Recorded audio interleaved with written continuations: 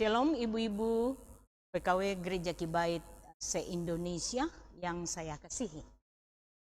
Selamat bertemu dalam Renungan Suara Perempuan edisi Oktober yang kedua pada hari ini. Puji Tuhan bahwa walaupun di masa pandemik ini, walaupun kita tidak dapat bertemu secara fisik, namun Tuhan masih mempertemukan kita secara online. Tidak dapat disangkal bahwa kondisi COVID-19 yang sejak bulan Maret 2020 telah melockdown semua linia, semua aspek hidup. Tetapi kita tetap bersyukur dan bersukacita karena hanya kemurahan Tuhan kita semua masih ada sebagaimana adanya pada hari ini. Saya sangat percaya bahwa dengan adanya lockdown di mana kita lebih banyak tinggal di rumah, itu merupakan satu cara Tuhan untuk mengistirahatkan kita dari bermacam-macam kegiatan-kegiatan sekuler yang telah membuat kita tidak cukup waktu untuk bergaul akrab dengan Tuhan. Sebelum pandemi, kita bisa memakai waktu kita kurang lebih 8, 10 jam sampai 12 jam di luar rumah. Nah, jika kita tidak bijaksana di dalam mengatur waktu-waktu kita setelah kita kembali ke rumah, waktu itu tidak akan cukup membuat kita bergaul akrab dengan Tuhan. Saya percaya Tuhan sedang menantang kita untuk diproses agar anak-anak Tuhan harus lebih dewasa. Kita akan membaca sebagian kecil dari firman Tuhan pada hari ini yang saya ambil dari Yohanes pasal 1 ayatnya yang ke-11 dan 12 saja. Firman Tuhan berbunyi, "Ia datang kepada milik kepunyaannya, tapi orang-orang kepunyaannya itu tidak menerimanya. Tetapi semua orang yang menerimanya diberinya kuasa supaya menjadi anak-anak Allah, yaitu mereka yang percaya dalam namanya." Amin atas firman Tuhan. Apa artinya? Walaupun orang sudah memberikan diri, sudah dibaptis dan percaya dan menerima Yesus sebagai juru selamat, tidak berarti kita otomatis sudah menjadi anak-anak Allah yang benar-benar seperti anak Allah di mata Tuhan. Tapi firman Tuhan pada hari ini dalam 1 Yohanes ayat 12 mengatakan, "Tetapi semua orang yang menerimanya diberinya kuasa supaya menjadi anak-anak Allah, yaitu mereka yang percaya dalam namanya."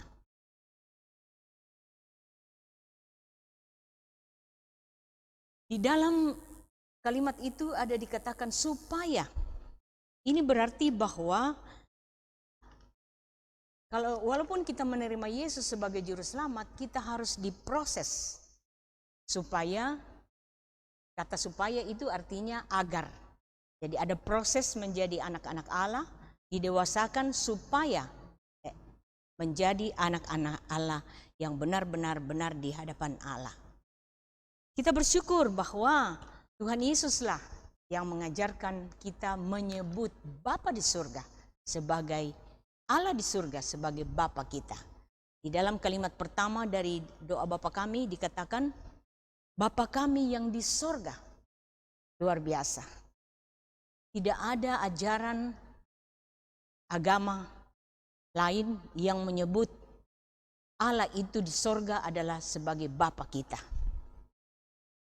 Jadi ini Tuhan Yesus yang langsung mengajarkan kepada kita untuk memanggil Allah di surga dan kita sebut sebagai Bapa.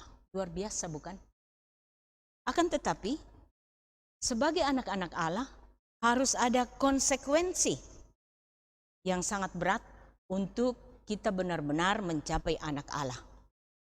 1 Petrus ayat 1 ayat 14 mengatakan, kita dituntut hidup sebagai anak-anak Allah yang taat. Dan Rasul Paulus dalam 1 Korintus 11 ayat 11 mengatakan, untuk menjadi taat, jadilah pengikutku. Pengikut Rasul Paulus sama seperti Rasul Paulus menjadi pengikut Kristus. Dengan kata lain, jadilah anak-anak Allah yang taat kepada Bapa di surga. Dan Roma 8 ayat 29 mencatat, Tuhan Yesus menjadi anak sulung Bapa yang harus kita teladani karena kita adalah anak-anak Allah yang lain. Nah, saya mau membahas bahagian firman Tuhan yang sedikit ini. Tuhan mengizinkan masa pandemik ini berkepanjangan agar kita dapat diproses menjadi anak-anak Tuhan yang dewasa. Sekali lagi, Tuhan mengizinkan masa pandemik ini yang berkepanjangan agar kita dapat diproses menjadi anak-anak Allah yang dewasa. Yang saya kasihi ibu-ibu, Rasul Paulus di dalam 1 Korintus pasal 13 ayat 4-7 menguraikan bahwa untuk menjadi anak-anak Allah kita harus diproses dalam hal seperti yang dikatakan di dalam 1 Korintus 13 ayat 4-7. Kalau kita lihat, ada 14 karakter ilahi yang harus kita latih agar kita benar-benar disebut anak Allah. Tapi waktu yang singkat tidak mungkin kita bahas satu persatu, ada beberapa saja. Saya mulai dari sabar. Masa pandemik yang belum tentu berakhir ini, kapan berakhirnya? Akan melatih kita menjadi anak-anak Tuhan yang sabar. Tidak ada sungut-sungut yang keluar dari mulut kita. Tidak ada keluh kesah atau putus asa atau khawatir. Melainkan kita sabar menanggung segala sesuatu. Dari hari ke hari kita hidupi kehidupan ini dengan penuh kesabaran dan bersyukur kepada Tuhan. Ibu-ibu harus sabar di dalam mendidik anak-anak. Kita lihat beberapa YouTube yang menggambarkan ibu-ibu yang tidak sabar mendampingi anak-anaknya di dalam belajar secara online. Sehingga ya apakah itu hoax yang pernah saya dengar bahwa ada yang memukul anaknya sampai anaknya itu celaka besar. Dan ini bisa saja terjadi. Kita harus sabar di dalam mengatur keuangan rumah tangga kita. Kita harus sabar di dalam menata rumah tangga kita, menata sampai menu-menu makanan yang kita bisa atur supaya dana-dana tercukupkan dan lain sebagainya. Sabar untuk toleransi kepada suami, kepada anak-anak, kepada seisi rumah. Jika kita tidak mempunyai sifat toleransi, kita susah untuk menjadi seorang yang sabar. Yang kedua, murah hati. Terlalu banyak hal jika kita berbicara tentang murah hati. Banyak orang yang susah sekarang ini. Apakah tetangga-tetangga kita juga mereka mempunyai cukup makanan sehari-hari? Kita perlu menunjukkan kemurahan hati kita dengan mengirim makanan, sesuatu, dan lain sebagainya. Yang ketiga, ibu-ibu, jangan egois. Jangan menjadi pemarah. Kondisi-kondisi yang sulit membuat orang cenderung untuk pemarah. Dan terjadi double standar. Apa itu double standar? Saya boleh melakukan ini, tetapi kamu tidak. Selalu saya protes kalau ada orang yang tidak sopan, tetapi saya boleh tidak sopan. Itu namanya double standar. Oleh sebab itu, ibu-ibu, dalam sehari kita bisa melatih untuk tidak egois, untuk tidak marah. Coba ibu-ibu berusaha untuk tidak marah dalam 2 jam, selanjutnya 4 jam, selanjutnya dan sampai malam kita tidak marah.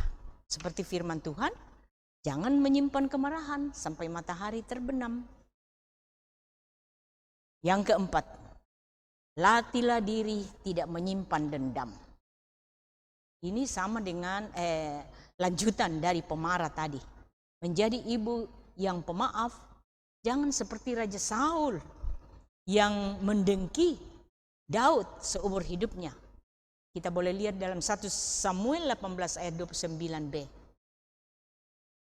Mari kita belajar mengikis dendam sehingga kita bisa mempunyai hati yang penuh dengan roh pemaaf dan sukacita. Yang kelima, latihlah diri untuk menguasai diri. Ini berhubungan juga dengan sifat-sifat analisis. Kalau ada berita yang kita dengar, jangan langsung membuat kita ibah atau jengkel atau marah, tetapi analisalah terlebih dahulu. Contoh, kalau kita juga mendapat WA, ya, kajilah dulu apakah itu bermanfaat seturut firman Tuhan atau tidak. Kalau tidak, delete saja. Terlalu banyak waktu kita pakai untuk membaca WA. Buanglah, jangan membuang-buang waktu untuk membaca yang sia-sia. Jangan juga meneruskan WA sembarangan. Karena kadang-kadang WA berikutnya mengatakan berita tadi adalah hoax. Padahal kita sudah kirim kemana-mana. Apakah kita mau mengirim lagi kembali bahwa berita itu tadi hoax? Habis waktu dan sia-sia. Yang ketujuh, jadilah wanita yang cinta kebenaran. Cinta kebenaran, rajin membaca, merenungkan, dan melakukan firman Tuhan. Komitmen dengan waktu berdoa. Di masa pandemik ini kita harus punya jadwal-jadwal berdoa. Kalau saudara-saudara kita di seberang mempunyai 5 waktu untuk setiap hari dijadwalkan, kita juga bisa membuat itu lebih. Kalau Bunda sendiri, saya komitmen dengan doa Daniel, sehingga kalau melihat catatan-catatan saya akan ada di sana jadwal doa Daniel 1, doa Daniel kedua, doa Daniel yang ketiga. Tetapi diantaranya itu tentu masih banyak doa. Di dalam sedang kita bekerja pun juga kita dapat berdoa. Itulah yang namanya anak Tuhan yang bisa menyenangkan hati Tuhan. Sungguh luar biasa bahwa masa pandemik ini sungguh menantang kita untuk benar-benar melatih diri hidup bergaul dengan Tuhan. Kejadian 5 ayat 22 sampai 24 mencatat Henok adalah seorang yang tercatat sebagai seorang yang selalu bergaul dengan Tuhan, dan Tuhan memberikan dia umur 360 tahun baru dia diangkat. Wow, luar biasa. Panjang sekali umurnya untuk bergaul akrab dengan Tuhan. Oleh sebab itu, kiranya seperti firman Tuhan tadi mengatakan, kuasa Tuhan itu akan memampukan kita untuk melatih diri kita diproses menjadi anak-anak Tuhan yang bergaul akrab dengan Tuhan, yang selalu hidup menyenangkan Tuhan. Timbul pertanyaan, bagaimana kita menyenangkan Tuhan? Tentunya rumah kita merupakan tempat di mana Tuhan bertakhta. Dari rumah kita selalu naik puji-pujian dan hormat kita kepada Tuhan. Rumah kita tempat kita duduk mendengar firman-Nya dan melakukannya. Rumah kita tempat kita diproses dari hari ke hari menjadi dewasa. Berusaha untuk melakukan firman Tuhan.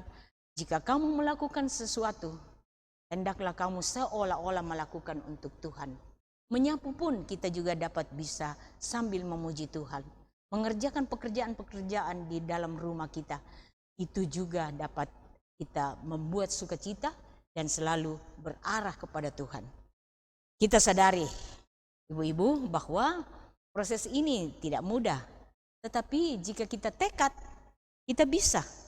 Karena Tuhan sendiri yang menjanjikan tadi bahwa akan kita diberi kuasa untuk merubah diri kita menjadi anak-anak Tuhan yang dewasa, sehingga kita wajar disebut anak-anak Allah. Dan sebagai penutup, dengan demikian kita akan terus mengalami perlindungan Tuhan, sehingga kita boleh bersaksi bahwa aku adalah anak Tuhan yang dipelihara seperti biji mata Tuhan sendiri. Jika kita biji mata Tuhan, perlindungannya sepenuhnya dalam hidup kita. anugerahnya, berkat-berkatnya tentunya Dia yang mengatur sesuai dengan takaran Tuhan bagi kita masing-masing. Mari ibu-ibu, kita sungguh-sungguh tekad untuk menjadi anak-anak Allah yang berperilaku seperti Kristus. Saudaraku, selamat menjalani proses menjadi anak-anak Tuhan. Haleluya, Tuhan Yesus memberkati. Amin.